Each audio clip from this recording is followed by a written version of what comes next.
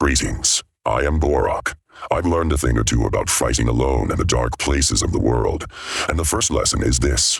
Winning is easy. Any brute can swing an axe until the other thing stops moving, but controlling a fight, well, that is the mark of a true warrior. I learned this lesson the hard way. After my last battle, a simple scrap in a cave with a couple of goblins, I walked out, and they didn't. So I won, right? Not so simple. See, winning isn't the same as surviving, and survival, that's a different beast entirely, one that almost had me for dinner. The fight itself was quick, brutal, the clang of steel, the tear of flesh, and then just silence.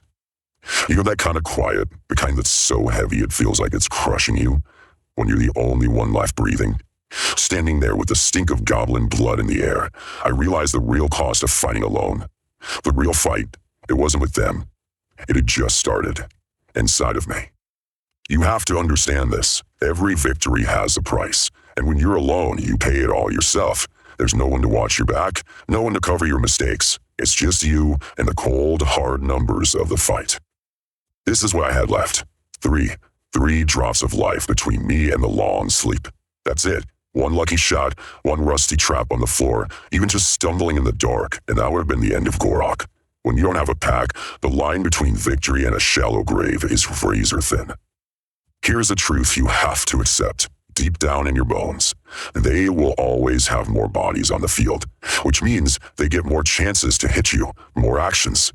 If you think you can win by just standing there trading blows, you're a fool. It's a numbers game and you start way behind. That close call, it forced me to look inside, to stop worrying about the enemy for a minute and start thinking about myself. When you're staring death in the face, you find out who you really are. What's the thing inside you that keeps you swinging when every instinct screams to run, especially when there's nowhere to run? And that's the real question, isn't it? Forget how strong your arm is. Forget your fancy armor. What's at the very core of your fighting soul? Are you the charging bull, the patient spider, the unmoving wall?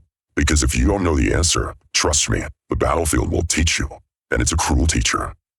The old masters say a warrior's spirit breaks down into a few types. You got your guardians, your planners. Me, I'm choleric, the commander. When a fight kicks off, my blood sings one song. Forward. Dominate. Get it done. I take risks because standing still just feels like dying. Knowing this about myself, that's the first real step to controlling the fight. So, knowing yourself, it leads you to the first big problem of fighting alone. There's nobody else to take the hits. You are the shield. You are the wall. You have to become the mountain they break themselves against. In a pack, you have a tank, right? Some big wall of muscle and steel whose job is to soak up damage. But the lone wolf is the tank. My defense isn't another person. It's this chainmail on my back, this heavy shield on my arm, and the very blood running through my veins. You see, being a half-orc, there's a stubborn fire in my blood that just refuses to die. When a blow lands that should put me down for good, something inside me just roars, no. I can literally choose to stay on my feet, hanging on by a single thread. And when you're your own last line of defense, that one moment of pure defiance, it's everything. Now, the next problem is just as deadly. When you're bleeding out, there's no cleric with glowing hands to stitch you back together. You're your own healer. Every drop of blood you spill is a resource you might not get back. A pack has a healer to pull them back from the brink with magic. The lone wolf has to rely on their own will, on their preparation. My healing comes from the fire inside me, the potions in my pouch, and the skills I learned as an outlander, knowing which leaves to chew and which roots to boil to stay alive. And as a fighter, I can dig deep, find a reserve of strength I didn't even know I had. We call it a second wind. It's not magic. It won't snatch you back from death's door.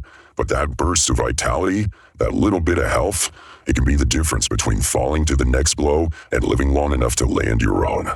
So you see, being your own shield and your own healer, it forces you to think differently. It's not just a collection of tricks. It's a whole new philosophy of battle, the lone wolf's doctrine. And this is the heart of it. The warrior who can only attack is a hammer waiting to shatter. The warrior who can only defend is a wall waiting to crumble. When you're alone, you can't afford to be just one thing. You must be the hammer and the wall.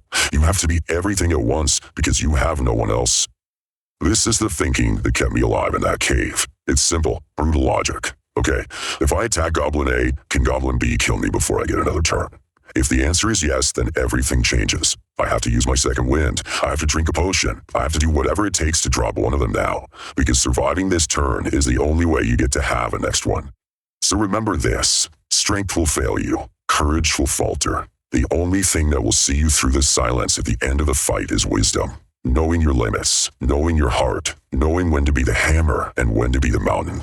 Know yourself, warrior, because if you don't, I promise you, the wilds will.